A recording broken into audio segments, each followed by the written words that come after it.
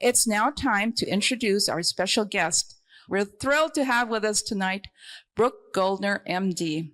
Dr. Brooke Goldner has written 2 best-selling books, Goodbye Lupus and Green Smoothie Recipes to Kickstart Your Health and Healing. She has been featured in multiple documentaries such as Eating You Alive, Whitewashed, and The Conspiracy Against Your Health. She is a regular contributor to the T. Colin Campbell Center for Nutrition Studies, and she was featured in the Journal of Disease Reversal, Reversing Lupus in Herself, as well as multiple case studies in reversing end-stage kidney failure with her hyper-nourishing nutrition protocol. She is a graduate of the Temple University School of Medicine, was chief resident at UCLA Harbor Residency, and holds a certificate in plant-based nutrition from Cornell University. Dr. Goldner's presentation tonight is entitled Reversing Lupus, Sjögren's, and Many Other Chronic Diseases with Supermarket Foods. Please join me in welcoming Dr. Brooke Goldner. As Larry mentioned, I am a board-certified medical doctor, and my original training actually is in psychiatry and neurology. And in my previous life, I was a medical director at a nonprofit. I treated the homeless, which was actually my dream job, I thought. That was what I wanted to do, was help homeless people. And I did that for years in Long Beach, California. But my life kind of got changed. Anybody ever have something happen where your life just kind of took a different turn than you expected? Anybody relate to that? Yes. So before I was ever a doctor, I was actually a patient. And when I was 16 years old, I was diagnosed with a disease called lupus. How many of you guys know what lupus is or have heard of it? Okay, so some of you have, some of you haven't. So lupus is an autoimmune disease. So what that means is it's a disease where your body's immune system suddenly stops recognizing self from non-self, right? So normally your immune system is there to protect you. It's there to, if you get a bacterial infection or a viral infection, it's supposed to go out and kill that virus or kill that bacteria, right? Keep you safe and healthy. But when people get sick with autoimmune disease, they generate so much inflammation in their body that their immune system gets confused. And instead of protecting them, their immune system starts going out and finding new things to attack that actually belong to them. So symptoms of autoimmune disease really vary, and the way they diagnose them depends on which antibodies you get and which parts of your body get attacked. But really, it's all the same thing in my mind. And for me, I had lupus, which can affect a lot of different organs in your body. And for me, they attacked my kidneys. So when I was diagnosed at 16, I went to the doctor because I had arthritis everywhere. I had it in my knees. It would move around. It would go from shoulder to shoulder. It would end up in my fingers where it was hard to hold my pencil in class. And that was bothersome, but I didn't know what it was. I wasn't too worried about it yet. And then I developed a rash across my face one day when I was out in the sun. People with lupus often have photosensitivity where being in the sun makes us worse. My dad has something called dad science. Any of you guys have dads that kind of make stuff up and they think that it's science? Yes. Okay. So my dad has this dad science, and he looked at me and he saw this rash across my face and he said, I think that the skin is the window to your body. And if there's something wrong with your skin, then there's probably something wrong inside. Now, I actually teach this now. So this science, he was actually on track on this one. But I ended up at the hospital, and my primary care doctor met us there, and she quickly identified that this was lupus. Now, my blood tests then showed that my kidneys were failing. And that was actually a lot scarier. So by the time I was diagnosed, they immediately sent me in the next day for a kidney biopsy. So I was in stage 4 kidney failure already. So what they told me was that I was 6 months away from complete kidney failure, and I was either going to be on dialysis or wouldn't make it at all. So this was all very sudden.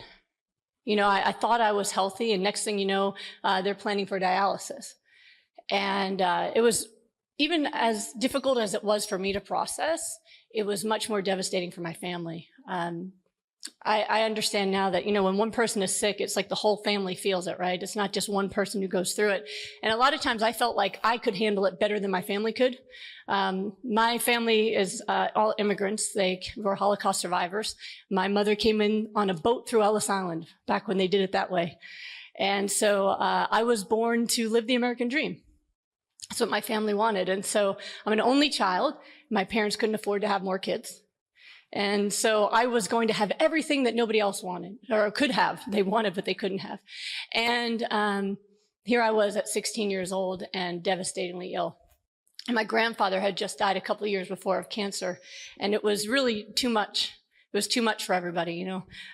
My mom was really strong. She used to always tell me, you know, she kept me focused, that this is something you have to deal with, but this isn't who you are.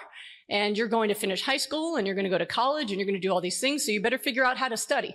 Well, you know, because at the time, the only thing that they could figure out to treat me with was, you know, this was back in the early 90s.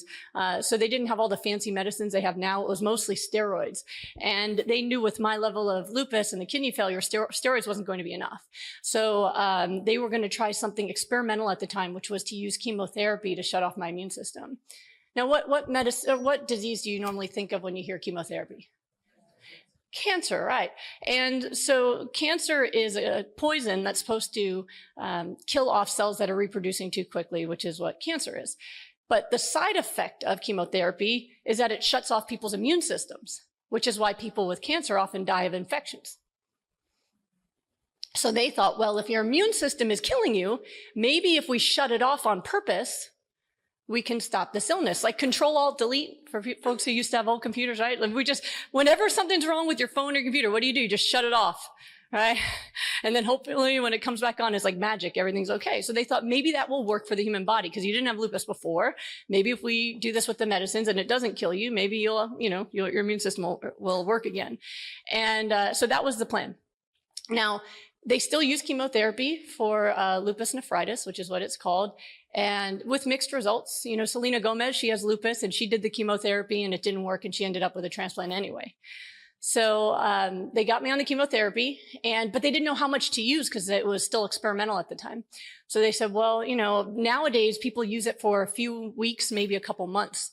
But for me, they used it for 2 years straight. So I was one of the lucky early people to try it, because what happened was the chemotherapy would start and my lupus would get better because my immune system would shut off. And then they would stop the chemo and then my immune system would get right back to where it was and my kidneys would start failing again. So it took 2 years straight before it actually worked. And that was 16 through 18 while everyone else was worrying about prom and boyfriends and stuff. I'm trying to plan how to study for my AP biology test because I got chemo Friday, so the weekend's going to be shot. So I got to get my studying done early. And that's really what I did. I was already a nerd before I got sick. But at this point, it was the only thing that kept me going was, well, you know, if I just study and read my books, maybe one day I can do something important with my life for however much time I have. And so I thought, well, maybe I can just really study hard and maybe I could be a doctor one day. And however long I'm alive, I can take care of people and help people and my life will have mattered in some way. So that was the plan. And my mom really was so key to helping me do that. You know, she was always there to say, hey, it could always be worse, although sometimes that got me annoyed. But I'd say it could always be worse. You have so much going for you. You're going to get through this, you know, and she just never let me focus on my illness. But I could still hear her crying in her room at night. And my grandmother, I actually just lost her at 99. She lived a long life. But my grandmother, it's burned into my memory, seeing her on the kitchen floor, on her knees, just screaming and praying to God to take her and spare my life. So I'm going to give away the ending and let you know I made it.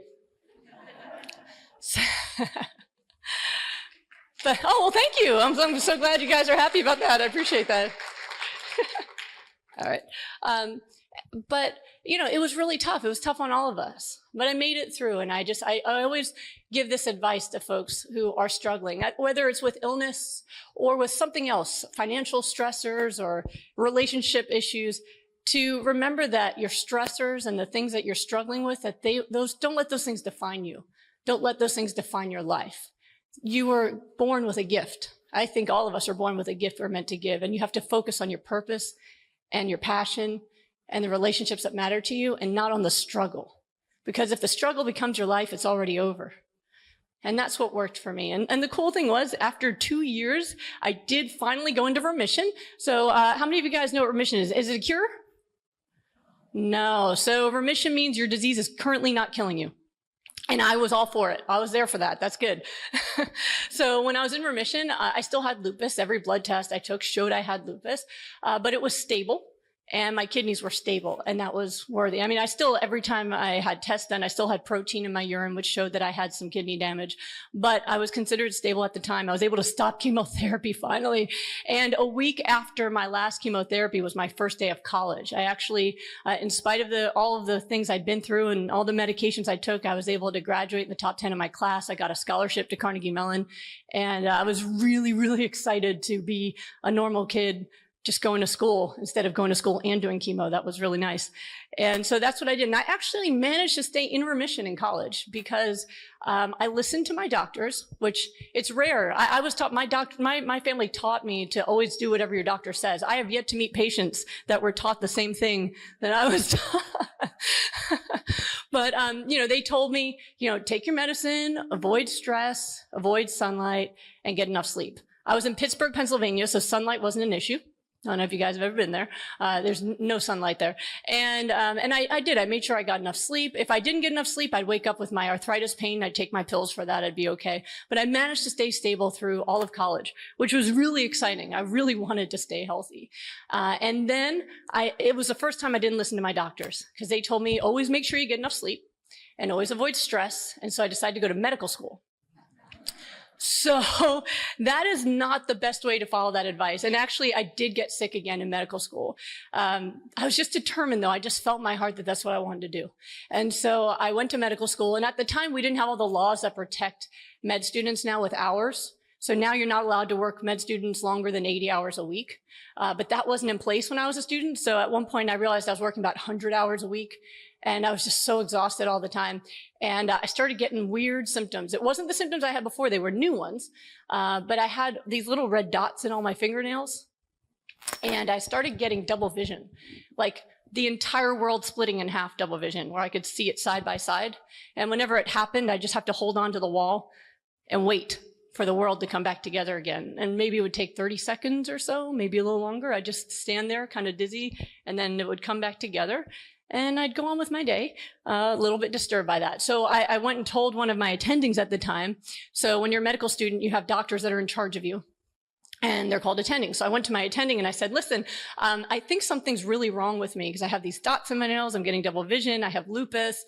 Something's wrong. And she said, you're probably fine. Med students always think they have everything. And now this is true. I mean, I had a roommate in medical school, and she was convinced for months that she had an inflamed prostate. And I was like, no, I don't think that's it. So, but it is true. I mean, med students are notorious for whatever chapter they're on, they think they have that. I was the opposite. Every chapter I was in, I'm like, nope, I don't want that either. No, that, you can keep that, because at the end of every chapter it said people more likely to have this disease are, and then lupus was always there. And I'm like, no, I'm not doing that one either. So I didn't want that. But I knew something was wrong, and they weren't listening. I went, well, Thanksgiving break's coming. I'll just go see my doctors then and find out what this is. And I didn't make it to Thanksgiving break. A few days later, I was in the family practice clinic, and I was just giving flu shots and stuff all day and doing stuff like that. And I was charting at one point, and I remember I was sitting at the chart, and I suddenly just felt really disconnected. It's hard to describe. I felt like I was kind of dreaming, and I remember sitting there trying to figure out if I was awake or dreaming. I couldn't figure it out. And I was trying to figure out, did I give all those shots today, or did I dream that I gave the shots? Maybe I'm home right now. And I remember looking at the resident, and he looked at me, and I couldn't talk. Like I wanted to say something and ask him, and I couldn't say anything. And I heard this kind of buzzing in my ears, and I don't know what happened after that, because the next memory I have, I was waking up and I was on the chart. I was sleeping on the chart, and the whole room was empty. The clinic was empty. And so obviously the doctors saw a med student passed out on a chart and didn't think anything of it because we worked 100-hour weeks. So they probably just thought I was sleeping. But I remember I woke up and I was still confused. But all I could think about was, I just want to go home. I want to go home. I want to go home. So I went and picked up my keys, and I got in my car. And I had this Jeep, because it's Pittsburgh, so you have to be able to drive with all the snow. And I start the car, and I don't know how to get home. I'm trying to think about it, and I don't know how to get home. So I remember driving really slowly, like 5 miles an hour, stopping at every intersection to see if anything looked familiar. And I actually worked only a couple miles from the clinic. So I kind of think my cerebellum took me home. You know how sometimes you end up somewhere and you don't know how you got there because you were busy talking or doing something and you're like, oh, I'm here. So there's an unconscious part of you that remembers things. And I think that's how I got home. And I parked up on the curb and I went and passed out in my apartment. And I felt better after about 10, 12 hours of sleep, but obviously wasn't okay. And so I went to my doctor's. And I found out that the lupus was active again, but now I had a new antibody. Instead of attacking my kidneys, it was creating blood clots. So I was actually sending blood clots into my brain, and that's why I was getting double vision, and I had something called a mini stroke or a transient ischemic attack, where you have a clot that goes through your brain, but then it dissolves again. It doesn't stay and turn into a major stroke. So they're considered temporary. And they told me that there was no permanent damage. I still think that I was smarter before and funnier now, but they insist there wasn't permanent damage done. But, this was terrifying because for me, I had already made peace with the fact that I wasn't going to live a very long life. I just met somebody yesterday at the beach. I was watching the sunset, and a guy told me his cousin just died of lupus in her 50s. So I knew I wasn't going to live a long life, especially now that I was a med student. And I knew that I could never have children. Because that would kill me either with a kidney failure or now with blood clots. I mean, being pregnant is a stroke risk in itself. So they told me I could never have children. So all these things are going through my mind. But for me, even with knowing those things, not having kids, not living long, my brain was the one thing I always counted on. Because I figured even if I was in a wheelchair, I could still practice medicine. I could still function because my brain was what I had. I was funny, I was smart, I could keep those things. But if I have a stroke, I could lose everything I ever thought I had. So I was really upset, and I cried for about 2 weeks straight, just really mourning it. And I think it's important to mourn when things go wrong. You don't want to just suppress it and put it away. And I mourned it. And then I finally got back to that place where I always live in my heart, which is a place of gratitude. That, you know what, I can't choose the things that happen to me. But one, I'm still not dead. So lupus didn't get me yet. Right? Well, that's what I was thinking. Yeah, I was not dead. Not dead is good, right? Two, there was a medicine that could help me. So they told me I'd have to inject myself in the belly every day for the rest of my life to make sure that my blood stayed thin and I wouldn't have clots. But don't fall down and hit your head because you'll bleed into your brain. But at least I had that medicine. And, I could keep going. And I thought, I had just gotten my first choice of residency out in California. I was leaving to go towards the sunshine. I decided I was done with winter and I wanted to, you guys can relate, right? So I wanted to go somewhere where I could see sunlight again. And how many people get to live their dream? My dream was to become a doctor and I was only months away from it and I was going to achieve my dream. And so I just felt so lucky again. And I learned that from my grandmother. My grandmother is a Holocaust survivor and her whole life she would always tell me I'm a lucky girl. She was and she meant it because she had family, and she had love in her life and she never stayed in the past. She always stayed in the present with what she had. And so I just felt like a lucky girl again. And I decided to embrace that. And I just took my shots and I kept going. And my grandmother was so scared that she wouldn't get to see me grow old, but she actually got to see me graduate medical school. So this is my grandma. She always looked really good for her age. You can see I still had lupus. I had the big cheeks from the steroids. Steroids give you these big fat chipmunk cheeks. There's my mom and my other grandmother. And yes, my dad's 6'7". As everyone asked me that. So it was really exciting. I was living my life and I was so happy. And then something happened that felt like the luckiest thing still to this day that's ever happened to me. I fell madly in love. Anybody ever been in love before? So this is Thomas Tadlock, and gosh, we've been together 15 years now. But he is the most amazing human I've ever met. And we fell in love really, really fast. I mean, it was about a month later where he was talking to me about getting married. Now, I would love to marry this man, but I hadn't really talked to him about the lupus yet. And it wasn't because I was hiding it. It was just, you don't meet a gorgeous man and start with the lupus story. We talked about music and dancing and stuff like that. But I didn't know that this was going somewhere where I had to bring that stuff up. I never like to focus on my illness. I like to focus on everything else. So at this point, I had to tell him, though, because he's talking about committing his life to me. So I had to tell him, listen, I have this disease. I'm sick right now with it. I take a lot of medicine. And I'm not going to live a long life. In fact, as I get older, I'm going to become disabled and you're going to have to take care of me. I can never have your children. And I understand if you want to back out and maybe at 28 years old, choose somebody else that you can have a long life with. And he just looked at me, tears in his eyes, and he said, I'd rather have a short life with you than a lifetime with anybody else. So I said, oh my God, let's get married. So we decided to get married in Maui, because why not get married in Hawaii, in somewhere beautiful? And we're really excited about it. And we just wanted to invite our best friends and our parents and my grandmothers and his sister. That's it. Just the people who would cry, he said. And so now I had to think about a wedding dress, right? Now, I was currently an intern at the hospital, and I was on the perfect diet to be overweight and sick. It's called hospital food. Have you ever had that? Yeah. So I was able to exercise less than I used to. I'm eating horrible hospital food. I'm gaining weight. And, it's no big deal because the white coat goes all the way down and it hides everything, so that was fine. But going to Maui, there was going to be photographs. I was going to be in my bathing suit. I was going to be in my wedding dress. I wanted to look good. And so I asked my husband if he would train me. Now, my husband is a celebrity trainer. At the time, he was training people on MTV to give them a six-pack in 4 weeks because they've been partying too hard and they had a beer belly. And they would take him from Pittsburgh and fly him into Manhattan to go in and help train people for MTV. So I'm like, well, I'm in LA now. But I didn't look like I didn't look like an LA girl yet. So I was like, can you help me out? And he said, okay. So this is what we did. So he went to Carnegie Mellon as well for science, computer science, and then switched into getting his master's degree in physical health and training.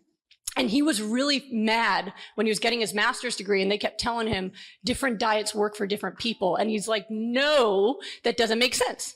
Because in computer science, when you put a program in, every time you enter a program, you get the same answer. And he's like, and cells are just like computers. Every human has the same kind of cells, so every program should run the same way. And so he applied his computer science education to the human body, and he figured out a way to create a fast metabolism in everybody. So if you have a fast metabolism, you can lose fat faster, you can gain muscle faster. So I asked him to apply that to me. Now, the only difference he made in my diet was that at the time he was telling people to do really high amounts of raw vegetables, no problem. Really high amounts of omega-3s, no problem. High water intake, I can do that. And then free-range meat for protein. I'd been a vegetarian since I was 12 because I loved animals. I was a cheese and egg and processed fooditarian since I was 12. So he said, okay, fine, you got to get rid of all the saturated fat or you'll never lose all that weight. So no more of that eggs and dairy. And I guess we'll just use tofu instead of meat, but he'd never trained a vegetarian before. So here's what I look like before. That's not Thomas, but he's fine with it. He's a friend of mine that I made in LA. But that's what I looked like before. I wasn't, super overweight, but I was about a size 11. And still sick. And I followed what he told me to do for 3.5 months. And the cool thing was I went from a size 11 to a size 3 in that time. That's the day before we got married at Twin Falls in Maui. You guys know that, the flat spot? He looked good too. I know. He was, yeah. I didn't say he's a hot nerd. I didn't mention that. Yeah. So, but even better than that was I felt the best I'd ever felt my whole life. I no longer had arthritis. I didn't have the migraine headaches. I didn't have any rashes. I had so much energy, I could work a whole night, a 30-hour shift at the hospital, and then go to the gym afterwards. That's not normal for people who don't have lupus. So I felt so good. And then I went to the doctor, and I had a new rheumatologist out in California because I'd been trained in Pennsylvania. And I went to the rheumatologist, and he ran some lab work for me, and he said, there must have been a mistake in the labs because these labs are not positive for lupus or negative for lupus. And I saw your chart and you obviously have it. So he goes, I don't know what's wrong. You just go to your wedding, come back and we'll retest everything and get, so, okay. So I went to the wedding. I came back, retested everything and it's still negative for lupus. And now my blood clot antibodies are gone too. And then, by the way, my high cholesterol was now normal. I was told in my 20s, my cholesterol was high because of genetics, not because I ate so much cheese. Magically, my cholesterol is better too. And nobody could figure out what happened because the only thing I changed was my diet. And I just graduated medical school, so I knew that diet had nothing to do with health. So we couldn't figure out what it could be. So I just kind of went on that way and I just enjoyed feeling good and I finished my residency and let me see, I'll show you. So that's our wedding out in Maui and it was just a beautiful day. I mean, we both cried through the whole thing and it was really, really beautiful. So I'm healthy now for 4 years after the wedding, and I get this crazy idea in my head. I'm really feeling good, and I thought, well, what if we get pregnant? And my husband goes, what? You told me when we met that that was a death sentence, that you can't have children, and you're healthy now, you're doing well. Why would we mess with that? And I said, I know, but I can feel that I'm healthy now. And he's like, yeah, that's great. But all the doctors say that you're going to get sick again sometime soon and we shouldn't mess with it. And I said, yeah, but I know I am. I know I am. My mom volunteered to carry the baby for me. My best friend volunteered to carry the baby for me. My husband didn't understand how it worked. And he's like, they're very attractive, but I don't think I can do this. But I insisted, and he really, really didn't want to do it. But you can convince a man. And anyway, so I did get pregnant. And here's the thing. So I go to the OBGYN, and I'm pregnant now. And she asked me my health history. And I said, well, I used to have lupus. And she said, what? You don't used to have lupus. You have lupus. So she sent me to the high-risk OB. High-risk OB sent me back because she goes, this lady's healthy. She doesn't have lupus. So they were just obsessively following me. And all the doctors said, it's going to come back while you're pregnant. So you should start medication again, because I'd gone off medication. I still took it for a year after my labs were negative, because they told me that I had lupus even though my tests were negative. And apparently, according to Western medicine, if you ever have lupus and then no longer have it, you still have it. So, because it's incurable. So it's very confusing. Or if you go to the Lupus Foundation website, if you have lupus and then you don't have it anymore, you never had it to begin with. So it's all very confusing. So my doctor said, you're going to need to go on medicines while you're pregnant. And I said, well, I don't want to go on medicine. It doesn't make sense. Because I looked at my labs, right? And so I don't know if you can read this, but 2004 was right before I changed my diet. Positive antibodies for blood clots, positive dsDNA, which is a lupus antibody. But here I am in 2008 pregnant, and it's negative for blood clot antibodies. And then 2004, it's positive ANA, which is autoimmune antibodies. But then 2008 pregnant, and it's negative. So if my blood tests say that I don't have it, well, I don't want to take medicines while I'm pregnant. So I decided not to. I said, I don't want to die. If I start getting sick, I'll take it. So then I get through the whole pregnancy, get to the end of the pregnancy, and my son is breech. He's butt first, so I have to go get a C-section.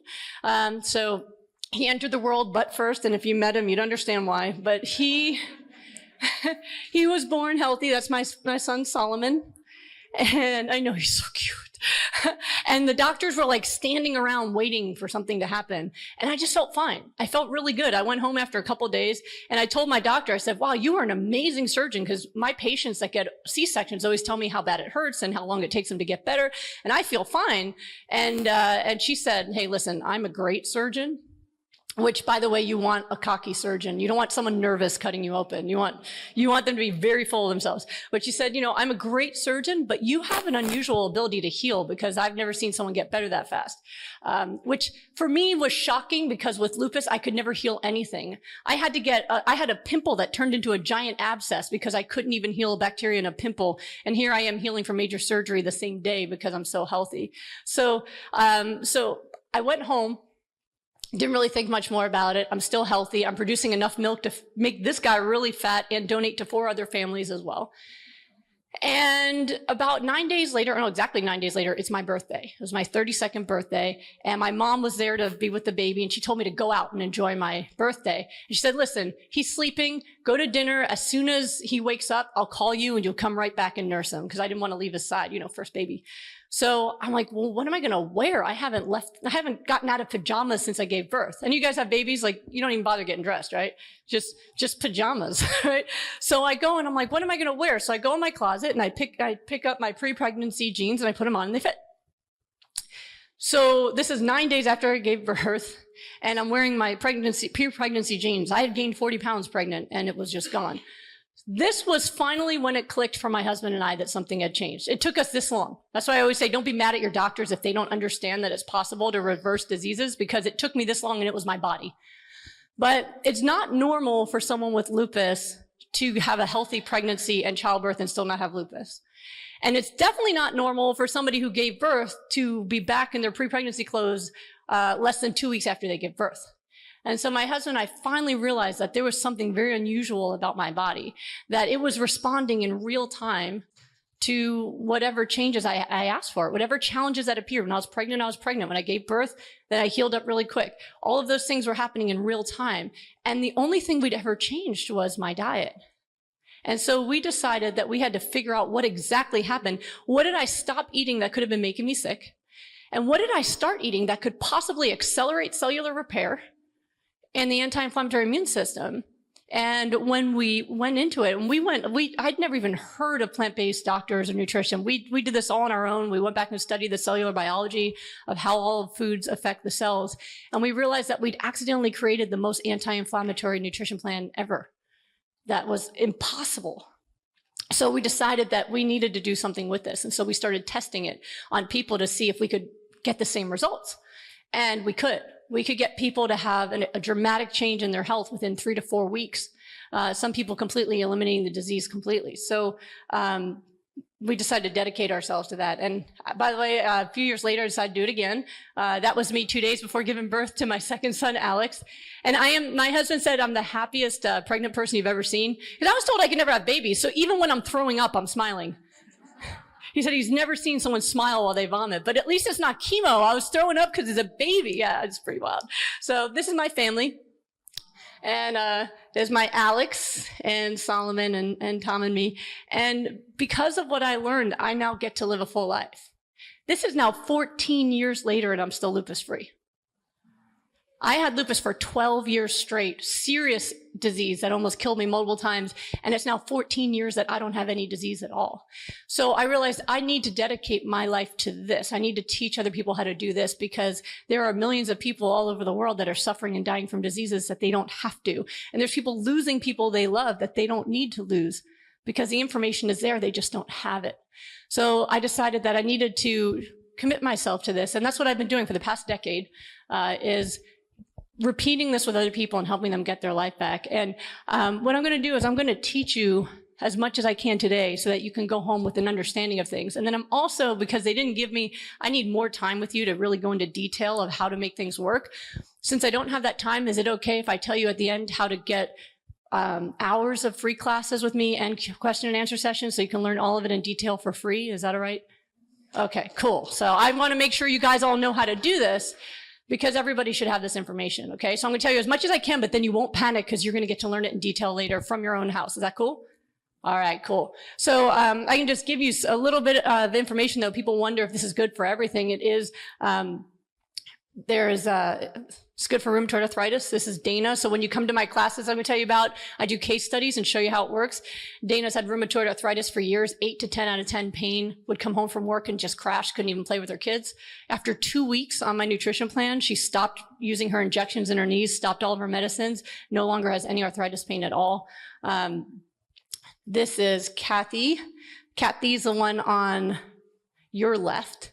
And Kathy's doctor, her rheumatologist, she had lupus, and her rheumatologist is actually plant-based. How cool is that? So her rheumatologist told her to go on a plant-based diet, but it didn't really help her.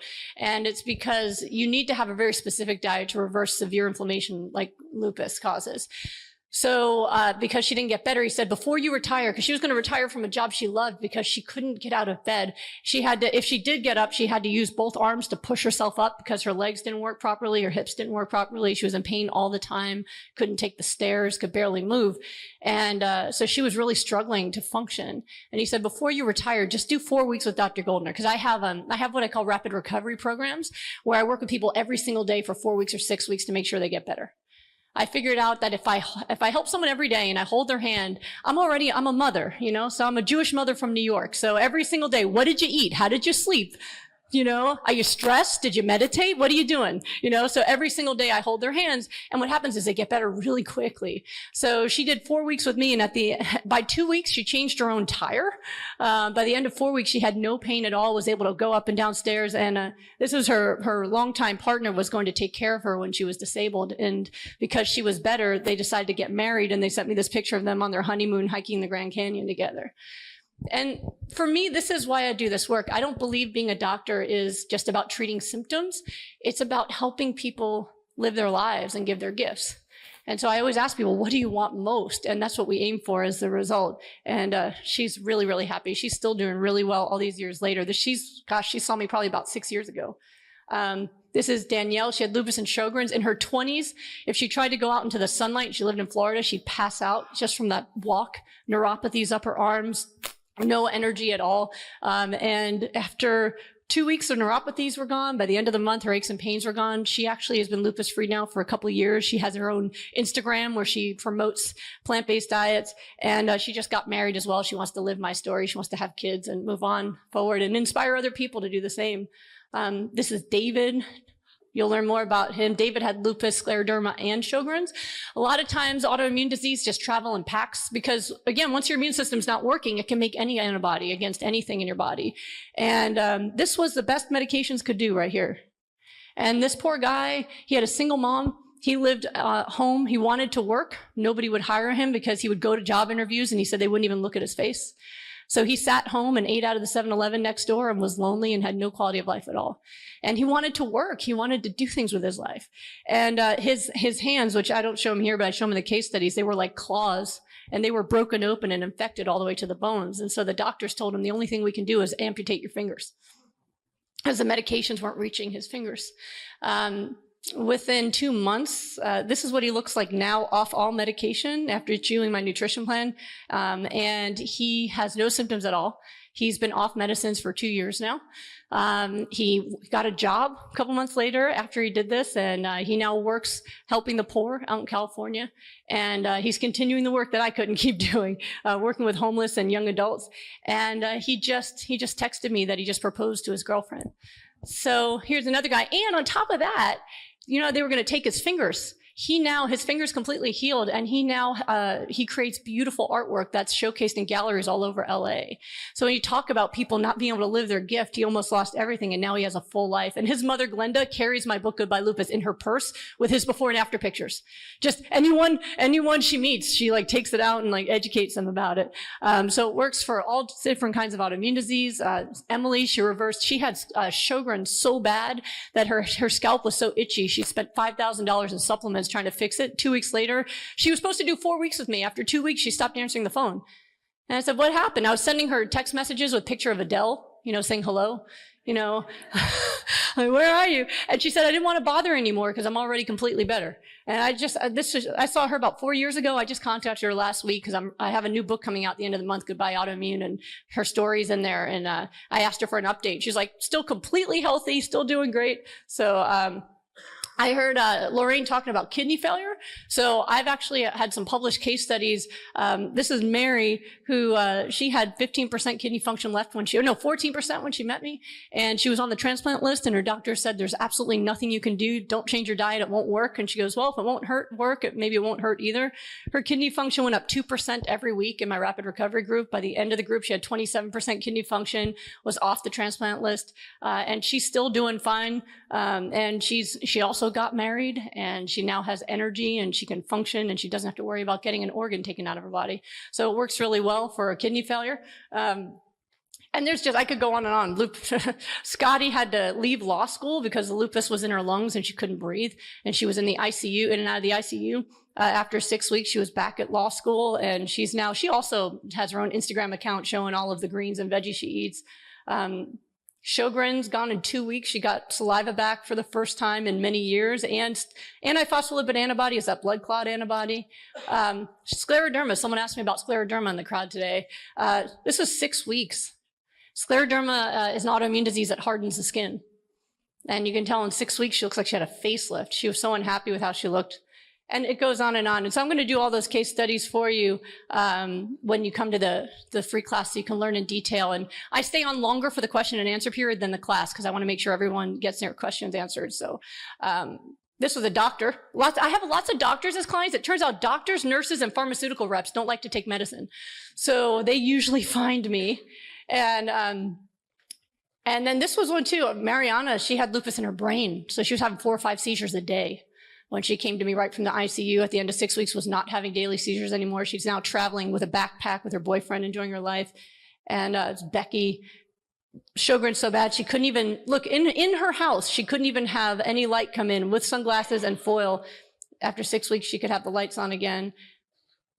This is Joyce, who her husband didn't want her to join the group. Her doctor said, you're going to be in a wheelchair. You're never going to get your strength back. 6 weeks later, she was dancing with her cane in her hands, and she's still doing well too.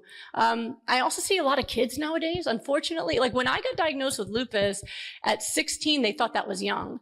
Nowadays, it's getting younger and younger. My youngest client right now with lupus is 2 years old. When I first met Madeline, she was 11 years old. Lupus was in her lungs, her heart, and her kidneys. And when her parents called me, she'd just been in the hospital in the ICU because there was a code blue. She stopped breathing. They had to resuscitate her. Her heart stopped. And when she started my program, so I adjust it for kids, but she started my program within 2 weeks, her kidney function was normal. Another week later, her heart function was normal. She's now 14 years old. She's a straight A student. She wants to be a doctor one day for some reason. And she's healthy. She does martial arts. She plays 2 instruments. She's a gifted child, and she doesn't have any disease to worry about anymore. So, it's really important for kids. And, you know, a lot of times people are willing to change their diet for themselves, but they don't change their kids' diet. And I get really frustrated with that because they have your genes. Right? So you don't want to wait for them to get sick. You want to do it right for them. But if they're already sick, this works for them too. And it works for so many different things. I mean, chronic pain. This woman came to me for chronic pain, and not only did she lose weight, but her precancer of her cervix and her HPV disappeared. So I'm still surprised sometimes when things happen. It makes sense because the body is programmed to heal itself, but sometimes I still have my old medical programming in my head that says, you know, HPV is incurable, it's a virus, you know, all that stuff, and then goes away and people get healthy because their body can fight it when it has the right tools. So it goes on. And I mean, people get mad at me when I post this one, but she did rapid recovery with me and her celiac antibodies went away 2 years ago and she can eat greens now. It's her story. It's true. This man came to my husband for fat loss and went on the plan, and he'd had seizures for decades and they went away, and they were gone for 2 years straight until he decided to start eating meat again, and they came back within 2 weeks. So I said, okay, it's all right, man. You did research. Sometimes you have to do research. So he did some research and he knows. But before I get to the protocol, I was wondering if I could just leave you with a story just to bring it all in, because I like to get people really inspired before I hit the science so that they're excited. Yeah? Okay, so this is Rachel. Rachel had lupus and Sjögren's disease, and she called me up when she was 4 weeks away from her delivery date. She was getting a C-section, so we knew exactly 4 weeks. So every time she'd gotten pregnant, she had an older daughter, and she'd also had a miscarriage. And every time she got pregnant, she'd end up in the ICU because lupus usually gets worse through pregnancy and delivery. So she decided to have another kid anyway because her husband and her really wanted to do it. And she was really terrified, because she had an older kid, a new baby's coming, and she was going to end up in the hospital again. So she Googled, she found my book, Goodbye Lupus, called me right away, and I said, we have no time to spare. We're doing 4 weeks of rapid recovery starting today, so we can get you ready for your delivery. And she had already gone on her disability for after having her baby, or maternity leave, because her back pain was super intense. She was exhausted. She wasn't functioning. So she got better so fast. She thought the back pain was from pregnancy. It wasn't. The back pain went away. Her energy was so high that the day before she went in for the C-section, she was running through a park with her older daughter, teaching her how to fly a kite. So she had a healthy delivery. It was a little guy. She had a healthy delivery. It is now 2 years later. She has a healthy son. She has no markers or blood antibodies for lupus or Sjögren's. Interesting note, her doctor who'd been following her, she'd had the diseases for 4 years, had all the symptoms, the rashes, the arthritis, the no saliva, everything, the miscarriages. And all the antibodies went away. She has 0 issues. She's running 5Ks, pushing 2 kids. You see those women who push those strollers with 2 kids in them? She was doing that, running 5Ks. And she said to her doctor, I want to come off my medicine because I don't have lupus and Sjögren's anymore. And he said, no. Even though your labs are negative, you still have it. So you need to be on the medicines forever. And she was really frustrated. So I said, you know what? Your doctor's not getting it. Go to another rheumatologist. So she goes to a new rheumatologist, and the new rheumatologist says, you are right. You do not have lupus or Sjögren's, and you should not be on medication. And she goes, thank you. And she goes, but lupus and Sjögren's are incurable, so therefore you never had them. And all of those tests over the past 4 years were lab errors or mistakes. So she was crying when she texted me. She was like, what is happening? I said, you know what? A lot of times people, it's amazing the kind of stories people are willing to invent rather than be open to changing their mind. And I know all of us have experience in that in some way, where someone just refuses to listen. So I said, at least she's willing to help you to get off your meds, and she's off her meds now, doing great.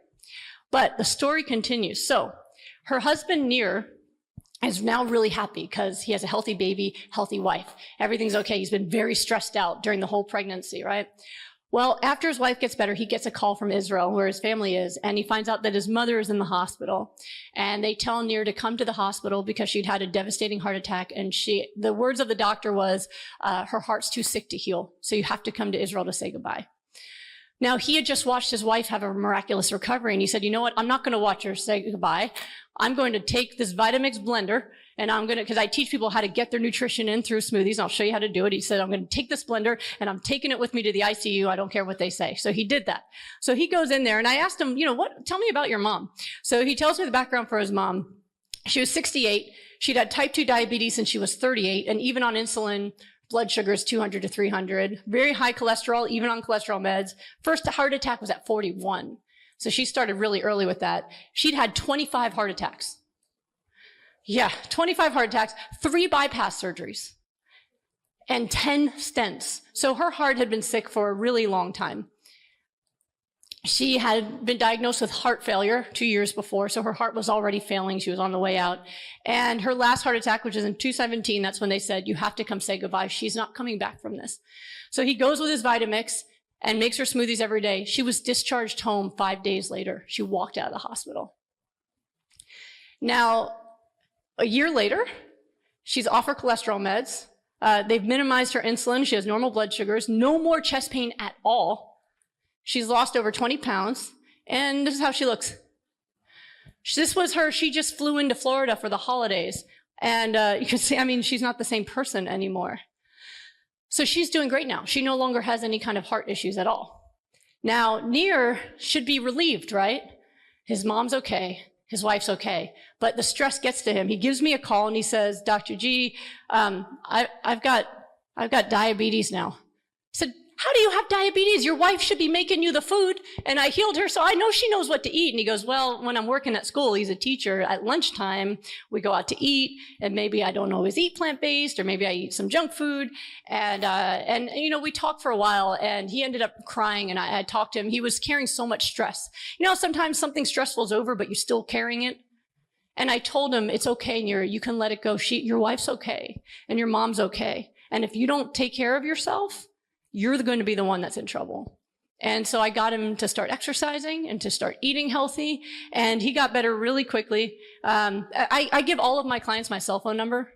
Doctors think I'm nuts, but I give all my clients my cell phone number. So he was letting me know 3 weeks later he was feeling really good. His blood sugar was already down to the 130s. He had already lowered his medication. He'd already lost 78 pounds. And the fatty liver he'd had for 15 years, gone in 1 month. Normal liver enzymes. That happens all the time. I see people with high liver enzymes from meds or, non-alcoholic fatty liver disease.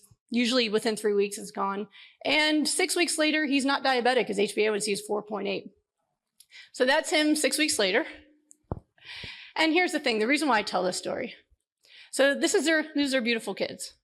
Now, these 2 children here, they have the genes for lupus and Sjögren's and fatty liver and diabetes and heart attacks and heart failure. But these kids are not going to get sick because their parents are going to feed them in a different way that does not trigger their genes for illness, because we all have genes for illness. Well, that's just too bad. Whatever our parents or grandparents have, we have those genes, but we don't need to trigger them, right? Because you're not born with diabetes. You're not born with fatty liver. You're not born with lupus. You trigger it by creating inflammation from the foods you eat. But if you feed a kid a really nourishing plant-based diet from the beginning, they'll never get those diseases. So when we do this, the diseases get to stop here, and we create a new history for our families. And I've been learning over the years that when I was in medical school, we learned that every generation outlives a generation before. But now it's not the case. The kids that are young right now are not expected to outlive their parents for the first time in history because they are sicker than ever. But we have the power to change that. So if you leave with one thing today, do this not just for yourself, but we got to do this for them because they deserve better, and we need to take responsibility. And we have a bunch of little kids running around that are addicted to salty, fatty foods. They're eating nuggets and macaroni and cheese instead of eating fruits and vegetables.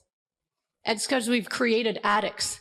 And we have to let them detox, and they're going to be mad, and they're going to be in a bad mood. But if you let them detox, they'll eventually come to their senses again. They're going to eat well, and you're going to save their lives. You're going to save them from suffering. So I hope you do it for them.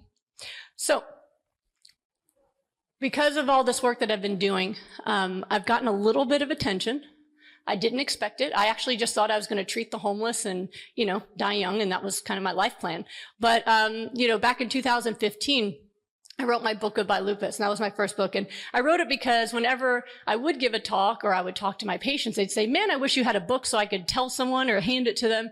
So I wrote it. Now, nobody knew who the heck I was in 2015, but when I had it on pre-order on Amazon, it went bestseller, and I'd never told anyone I wrote it. Like, I just logged in because I was going to delay the publication date a little longer because I wasn't done yet. And Amazon doesn't let you change your publication date if someone's ordered it.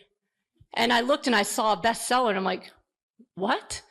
Who found out about this book? So I realized that people really were searching Amazon for this information, and they really needed it. So that's kind of where people really started to learn about my story. And I've had 2 best-selling books. As I mentioned, they're going to be here. One of them's here, and one of them's coming Thursday. But they are still bestseller to this day.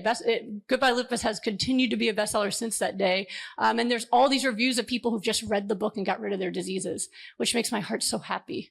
And because of that attention, I've got, look at this, my son sold the cover here. He's just too cute. But I've been on the cover of Vegan Health and Fitness 3 times. Fit Over 40 was the most recent, which is really that's a cover that says you look good for your age. Next, I'm applying for AARP. That's going to be my next cover. So I just need a few more years to go. And I've been in Eating You Alive. How many of you guys saw Eating You Alive? If you haven't seen it, it's a great documentary, not just because I'm in it. It's actually, my mother even said, it's really good and not just because you're in it. So for a Jewish mother to say that, that's really meaningful. But it's a really good movie that shows stories of people healing from all different diseases, because the stories are what inspire us. And that's why it takes so much time to teach those. But what this means to me, and, being mainstream is cool. I like doing stuff mainstream. As cool as it is to be on vegan publications, being on mainstream is more exciting to me because I'm going to reach more people. Like next month, I'm going to be in Woman's World magazine. You know that magazine that's like in every supermarket in the checkout? They called me, and there's an article that's going to be done on me in the next issue, I believe. So that's really cool because those are folks I would normally reach. So what this means to me, I don't really care about the attention because, it was never something I planned for. But what I love is that the word is getting out there, and the more people who see me or hear me, the more lives that are going to be saved. So I'm really excited about it for that reason. And that's why anytime anyone ever invites me to come talk, I'm like, yes, let's do it. Because you never know that one person who needed to hear that message that's going to save their life. So that's really been exciting to me. So how many of you guys actually want to hear about the protocol and how it works? So I worked. All right, I got you. Okay. All right. So I like to make it really simple. So I do it in steps. I do 6 steps because I want it to be so simple that even doctors can understand it. So so the first 3 steps are all about not getting sicker, right? Because, like when my husband gives talks about rapid fat loss, he always says, okay, I'm going to teach you the secrets to rapid fat loss. And step number 1 is stop getting fatter. And everyone's like, what? And then, okay, it kind of makes sense, right? So step number 1 to healing is to stop getting sicker, right? So it means stop eating unhealthy foods. And what are unhealthy foods? I'm going to kind of run through these because I'm guessing it's a vegetarian society. You probably heard that meat's not good for you. You probably heard that dairy's not good for you, right? Absolutely the case. So dairy is even worse than meat, but they're both really, really bad for you. They really are inflammatory. And again, I'll go into detail in the free classes, but I want you to get the basics down, okay? Processed foods. They cause an immediate immune response. Your body doesn't know what those things are. So processed foods are like things that your grandmother wouldn't have ever eaten, something that has chemicals in it, something that doesn't go bad, doesn't mold, right? All of those things. So processed foods and oils. When you add oils to foods, you dramatically feed into your inflammation. I'm going to show you why this is, okay? Now, you've probably heard a lot of plant-based doctors talk about heart disease and other things, but what gets me really excited is the immune system. That is my favorite thing. So I talk about how things create inflammation. So I'm going to show you a scientific pathway right now, but I don't want anybody to get nervous or fall asleep because they're like, oh, yeah. Right? So I just want to show it to you so that you can understand how it works, but I don't want you guys to write down the pathway, okay? There's always someone who doesn't listen to me. I want you to just kind of take it in, okay? So this is the inflammatory pathway, all right? So arachidonic acid is an omega-6 fatty acid that is the precursor or the ingredient that creates our inflammatory immune system, right? Now you need an inflammatory immune system. Your inflammatory immune system is what gets activated, like if you get an infection. So if you get a bacterial infection or a viral infection, you get a fever, right? That's your inflammatory immune system turning on so it could kill the thing. So you do want an inflammatory immune system. The problem is when your inflammatory immune system is turned on all the time, breakfast, lunch, dinner, and snacks all the time, then it actually takes over and starts creating damage, okay? So here's what happens is that the more arachidonic acid you eat, so it comes from oils and processed foods and all animal products, right? The more of it you eat, the more enzymes you create, all right? Now, these enzymes break it down into the ingredients, all right? Everybody still with me?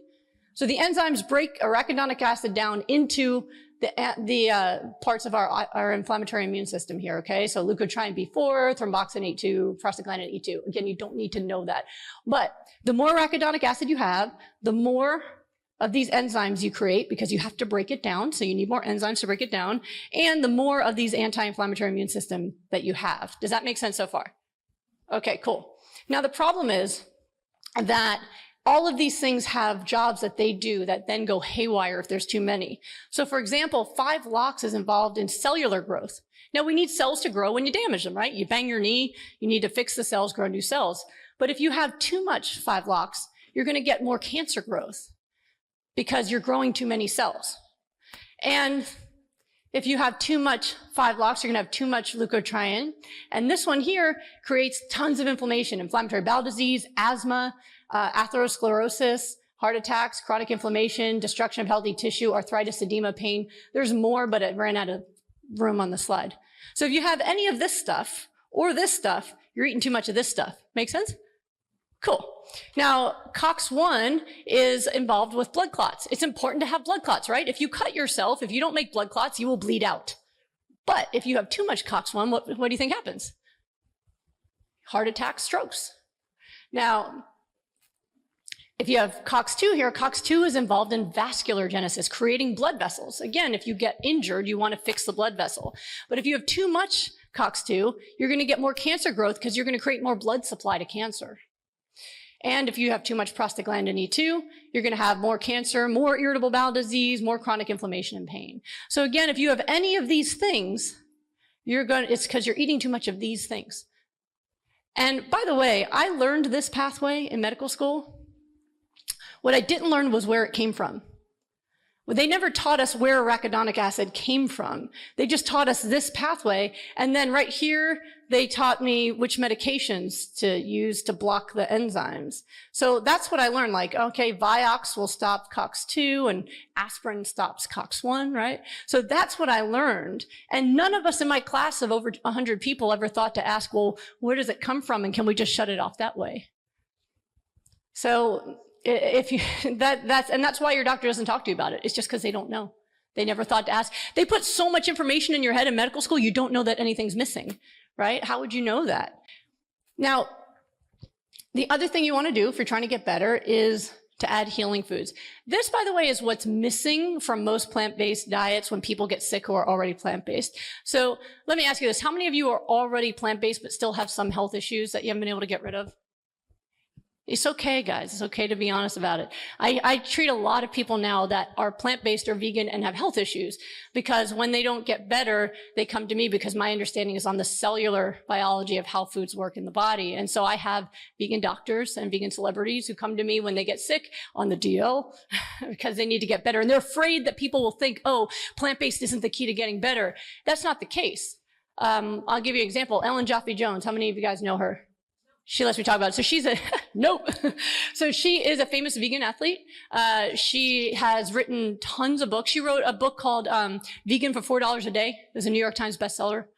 And she used to be a chef for the McDougall program, teaching people how to cook plant-based food. So she's been plant-based for like decades. And just this past year, she got psoriasis. So she went to Dr. Kahn, who out in Detroit, and he texted me, this is Ellen, fix her. which that's how New Yorkers and Northeast people talk. That's just like very to the point. And I said, okay, cool, I'll do that. So with her, she was not eating any animal products. And that's probably why it took her so long to get psoriasis, because she's in her 60s and she probably would have gotten it much younger, but she wasn't eating enough of the healing foods that allowed her body to repair itself. And so she eventually still got sick. What I can tell you though is 2 weeks later, after adding what I told her to, the psoriasis went away completely. All the plaques are gone. I just saw her at a conference. I saw her for the first time in person because I see everybody online now. That's all I do is I work online and see people from all over the world from my computer. And it was the first time I got to hug her. And she put my face into all of her slides and her talks. This is the lady who saved my life. But, so a lot of times when people are plant-based, they're missing this. And definitely when people are not plant-based, they're missing this. So the healing foods are super important. And that's why I want to focus our time. So the first thing you need to do, which most people don't do, plant-based or not, is eat raw vegetables. Now, the number one most commonly eaten vegetable in the US is ketchup. Yep. And that's followed by French fries. And raw vegetables, unheard of. So maybe a piece of lettuce on the burger. Maybe it's the kale that decorates the salad bar, right? So what I found is that raw vegetables specifically have a powerful potential to reverse illness quickly. They are, when it comes from the earth, the way it was created for us, or the way it was grown from the earth, it's intact. The vitamins, all the phytonutrients, when the first medications came from the rainforest, right? It turns out what we need to heal actually grows on the planet itself, was not created in the lab. So when it comes out, nature, it works really well. And I have people focus on, when I look at nutrient density, it means like how much good power is in the food. The most powerful foods you can eat are green leafy vegetables like spinach and kale and chard, and cruciferous vegetables, broccoli, cauliflower. And when people do programs with me, I have them eat, I start them out at about 8 cups a day of raw vegetables. And by the time they get rolling, it's like 10 to 12 cups a day. That's what I ate to get better, by the way, about 10 to 12 cups of raw vegetables a day. How many of you guys eat that much raw vegetables a day? Right. Okay. So exactly. So if you find that you are either not having good energy, you're overweight and can't seem to lose it, or you're having a lot of inflammation in your body and you're missing your raw vegetables, you should be looking at that. And I really recommend when people are sick, if you're healthy, try to add at least half your plate to come from that. If you're sick, 80% or more. Right. So most people, their salad's like this big, and then they're like meat or pastas the rest of the plate. I want you to reverse that, have a big salad and maybe just put a little bit of like beans or cooked vegetables or something with it. You'll find that you feel better than you could ever imagine. It's really powerful how good you feel. The next thing is water. Most people are walking around severely dehydrated. And when you're dehydrated, number one is you can't actually reverse the disease because all of the chemical pathways that are necessary for healing require water as an ingredient. So even if you imagine eating 10 cups of vegetables a day and still not getting better because you didn't drink enough water. That's a bummer, right? So you really want to get your water for that reason. Number two, being dehydrated is the number one cause of the most expensive, or I guess the most lucrative drug sales we have. So number one is the most common cause of headaches.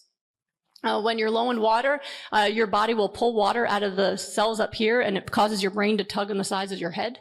So oftentimes you have a headache or migraine, just drinking a couple liters of water can clear it up.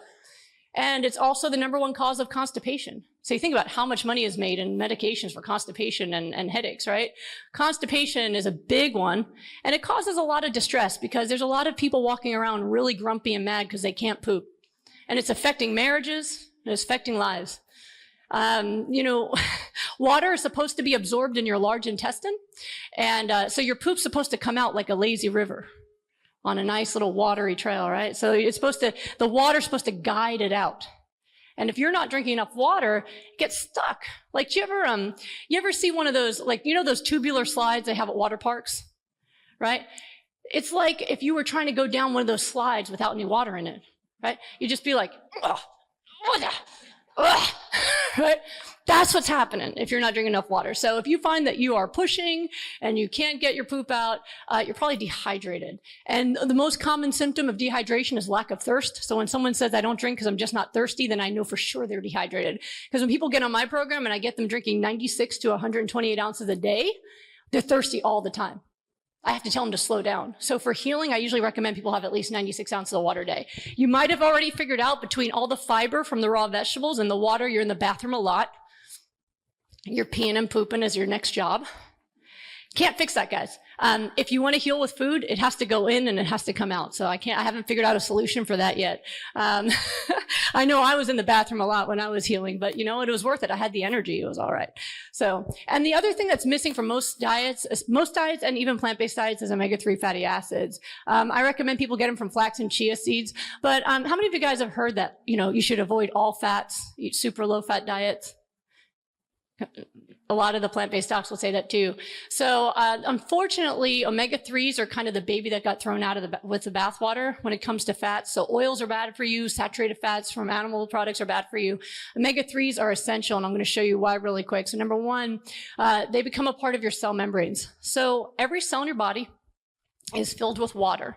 And then you have a phospholipid membrane around it that's made of fats. And that's to keep your cells waterproof, right? So you don't dissolve. You would be a puddle on the floor if you didn't have that.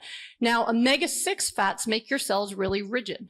So again, omega-6 comes from animal products and oils, right?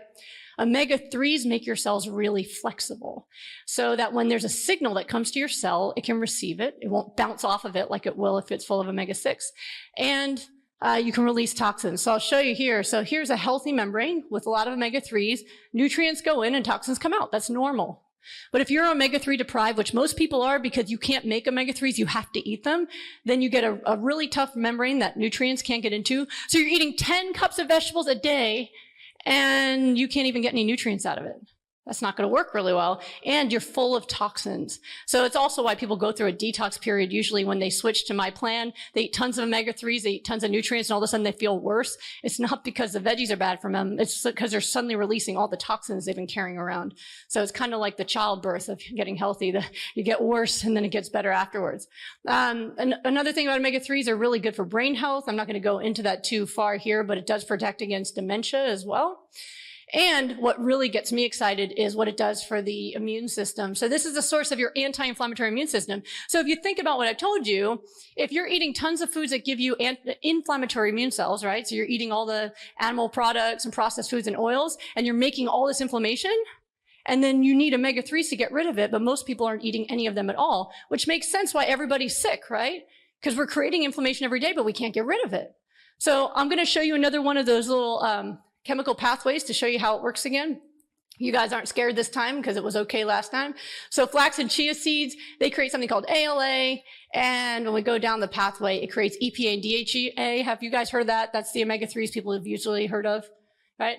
And that creates our anti-inflammatory immune cells. So that's the leukotriene B5 and prostaglandin E3. So I'm going to show you something really cool before we finish up here about how I actually hack people's health and why people get better so fast with me, because we get results faster than anyone. 3 to 6 weeks, I can usually create a dramatic change, if not complete change of people's health. This is part of why, because I hack into the omega-3 pathway, okay? So you guys ready for this? It's so cool. Okay. I get excited. I don't know if you guys are excited, but I'm excited. So these are those two pathways side by side, but nobody's nervous anymore, right? So that's the omega-6 pathway. Remember this? This is the vegetable oils, and it's, that creates the arachidonic acid that creates the inflammatory pathway, right? You guys remember that? Yeah. And then this is the omega-3 pathway. Flax and chia seeds come down ALA and create the anti-inflammatory pathway. Have you guys ever been told or heard that you can't convert flax or chia seeds into omega-3s efficiently? Have you guys ever heard that? Yeah, so this is why that tends to be the case. Because ALA and LA up here, they use the same enzyme to create their products. And this enzyme prefers the omega-6 pathway. I don't know why. Maybe it had a fight with ALA at some point in the past, but it really likes LA better. And if you eat animal fats and processed foods, even if you have a little bit of flax or chia, you're going to preferentially create the inflammatory immune cells. But when people are on my plan, we get rid of the oils and animal products and processed foods, right? And that leaves this entire enzyme, and we'll go over here. So bam, look at that. Oh my God, there's so much EPA, DHA, and now we're getting a huge amount of the anti-inflammatory cells made. Isn't that cool?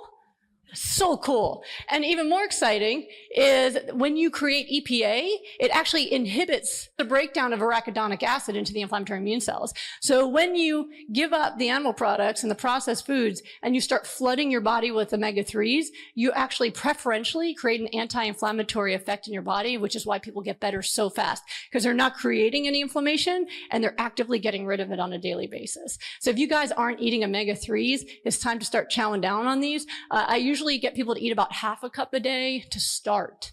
And then when their gut adjusts, I start increasing it from there. So it's really, really, really important. If you find that you get constipated with too much seeds, you can also use a cold pressed flax oil.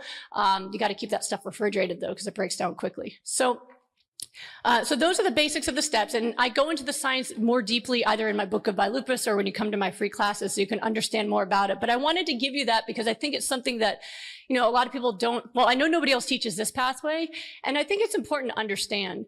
You know, I was one of those people that I always have to know why. I don't like just being told what to do. Maybe it's the New Yorker in me, I don't know. But I like to know, I love science and I love teaching science. So I thought you found that, hope you found that exciting. Now, before I go, I wanted to teach you a way that you can easily get all of this stuff in about 5 minutes a day. Would that be good? Cool. All right. So I don't know. A lot of people tell me that they don't like to just sit and eat kale all day like I do. So yeah, I love kale, and close-ups apparently. But, when I talk about eating this much greens a day and omega-3s and all this water, it's intimidating for a lot of people. A lot of people come to me and they've been eating McDonald's and they've been eating all these horrible foods, and the idea of eating all these salads all day really freaks them out. So my husband and I created something that we call the smoothie solution. We figured out that if you put all the ingredients into a blender, preferably a high-speed blender like a Vitamix, you can get like 8 cups of greens in there, right? 75% greens, get that half a cup of flax or chia, and then put fruit in there, a couple cups of fruit, like pineapple and mangoes and bananas and things, and water. You can usually get about 40 ounces of water in there and blend it and put a straw in it. And you can literally sip that all day and you're going to get in all the nutrients you need for the entire day through a straw. Isn't that cool? And most people are willing to do that. They don't want to sit and eat salad, but they will sit and sip. And there are some docs that have never used these who are like, oh, I don't think smoothies are good, but they've never tested it. I've been using smoothies for a decade now. They work really well and people are healthy now because of them. So I want you guys to have free recipes. Do you guys like free recipes? Cool. Take a screenshot of this because this is where you can get them. SmoothieShred.com is a website my husband created because he wanted to start giving away as much information as possible for free to the public. Recipes, videos, we do Q&As, everything we can to help people, because we think that this information should be free to everybody. Everybody should be able to get their health back, and it shouldn't be information that holds you back. I always say that you need to take back your life, and he always says you got to save your wife. So make sure you get a screenshot of that. And then if you go to Smoothie Shred, you'll see you can get recipes, look at all these smoothie recipes, all these videos we make every day. And then we also give you an invitation if you want to join our free Facebook community where we announce all our free classes and we do Q&As, and we just, you don't even have to be vegan to join the Facebook group. You just have to agree to start eating your vegetables. So we are very welcome, and we help people. It's the entry drug. It's like the gateway drug to becoming vegan. Is you start doing the smoothies all day, and you feel so good that you can't wait to have more vegetables. It really works. And there's people in there that are just losing weight and they're reversing their diseases, all by just being a part of the free group. The other thing I said I would tell you how to do is to learn this stuff in detail. So if you've enjoyed me for an hour, imagine spending 5 with me. So I teach these free classes online. They're 3 separate classes, so I don't wear you out. And every class I go into detail about how it works and why. And the third class is actually 2 hours of case studies showing you person after person exactly what they did and how they got better so that people can get inspired and excited to see how this works. So my next classes are coming up on the 22nd, and they're online and they're 100% free. I'm just teaching my heart out, and I get messages from people all the time saying that they reverse their diseases just coming to the classes. So if you go to goodbyelupus.com, you'll see this banner. You can't miss it. It's this big. And you click the click here thing, see that? And you'll be able to register for those. And then I'll see you there. You can go, hey, I saw you in Honolulu, and we'll say hi to each other. So SmoothieShred.com is again where you can join our family. And I just want to leave you with how to reach me. So if any of you guys want to reach me after this, if you're any of you on social media, So Instagram, I'm at Goodbye Lupus. I had to join Instagram for the youngins. I'm in my 40s, but I finally did it. Facebook, I'm Goodbye Lupus. What do you think I am on Twitter? No, I'm at Vegan Medical Doc. Okay. YouTube, I put videos out every day to inspire people and encourage people. I do videos of me coaching people if they give me permission, which they all do, so that anything I can do to just help people, I'm constantly putting stuff out there for them. These are my websites, goodbyelupus.com and Smoothie Shred. And that's my email. That's my personal email. And that's my personal number at the office. It's an electronic phone system. So you can send text messages and you'll actually hear from me faster if you do. It takes me a long time to go through voicemails, but I text pretty quickly. So just take a screenshot of this page so that you have a way to reach me if you need to. I love hearing from people and I love helping people. So I hope I inspired you. I hope I taught you something. And I'll be sticking around here to answer your questions too. So thank you guys so much. All right, so the question is about the difference between vegetables that are labeled organic and I guess ones that are just the regular kind. All right, so organic vegetables, there's a certain things that they have to abide by in order to be considered organic. So one is they have to have soil that's a better quality soil. So you get more nutrients because the soil is better quality. And number two is that they haven't used any kind of chemicals or pesticides on it. So whenever I get broccoli and I find a little worm in it, I'm like, that's organic, baby, you know, because if a worm couldn't live on it, I don't want to eat it. But what I have found though is that you don't have to buy organic in order for it to work. When I recovered my health, I was an intern. I couldn't even, I had a $35,000 a year I was getting for being an intern, and my rent was $1,100 a month for my studio in LA. So I couldn't afford that, and I just bought whatever produce I could, and I still reversed my disease. So the benefits you get from the vegetables outweigh potential danger from pesticides and things, but it's still better if you can to buy organic or to buy certain ones organic. Like if you look online, the daily, there's ones that, now I just lost, I'm getting Gregor's Daily Dozen in my head, but there's the Clean 15 and the Dirty Dozen. There it is. So if you Google online, you can find which vegetables and fruits are more likely to contain high pesticides and which aren't. So I always buy my greens organic, but like bananas, you know, if there's not organic ones around, they don't usually have high pesticide content. So you're asking if what makes my diet unique, is it just the omega-3s? So it is the focus on, one, raw produce. Usually when people go plant-based, they eat lots of cooked vegetables, but they're not getting the raw vegetables in. Number two is the omega-3 content. And three is the focus on water. Nobody ever talks about how essential water is for disease recovery. So that's why I focused on those things today. Yeah. And so if you're already healthy, just add what you're missing. If you just add that blender a day, you're going to find that you have tons of energy, magnificent bowel movements. You're not going to have a lot of aches and pains at all. You're going to find that you get younger because it makes your skin glow. So it just gives you a lot of benefits if you're healthy. And if you're unhealthy, you're going to start feeling a lot better. Sure. So the question is about, there's a lot of popularity with the Mediterranean diet. And so people go, oh, people who eat Mediterranean diet tend to be healthier than Americans. Maybe it's because they eat all that olive oil. Let's just drink olive oil. No, really, there's people who do that. So what they found is, and there's been a lot of recent studies looking at it, is that people who live in the Mediterranean tend to eat tons of fresh fruits and vegetables. They tend to eat much less meat. It might just be a little piece of their plate instead of the majority of their plate. And so the olive oil doesn't really affect them as negatively. Also, olive oil itself is not inflammatory. So it's not part of the inflammatory pathway I showed. It's the only oil that's not. All the other ones, the sesame oil, the safflower oil, all those other ones are inflammatory. Olive oil is an omega-9. It's not essentially inflammatory. However, it does damage your blood vessels, your endothelial layer of your blood vessels. So it's bad for people who have heart disease. But that's why people have gotten away with that. But it's not the olive oil that's causing their health. It's in spite of the oils that they tend to be healthier. In the back. All right, so the question is that a lot of times if someone has diabetes, their doctor will say to have no more than 5 to 10% fat from your diet.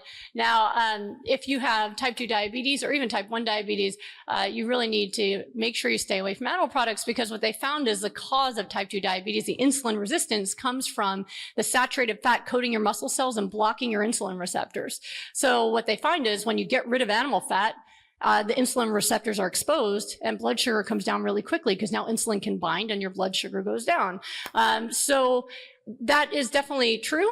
However, omega-3s do not do that. Omega-3s actually accelerate the recovery from diabetes. So like you saw with Nir, he was doing half a cup or more a day of omega-3s, and he was no longer diabetic at all within 6 weeks. So that the omega-3 fatty acids do not behave like other fats. You know, I've heard some people say, oh, the fat you eat is the fat you wear. It's not true. There are different types of fat, and some fats become cells, like omega-3s. They become cells, part of your cell membranes. They become your anti-inflammatory immune cells. They do not become body fat. They do not block insulin receptors. Thank you again. Mahalo to all of you for coming, and have a safe return home. Good night, everyone.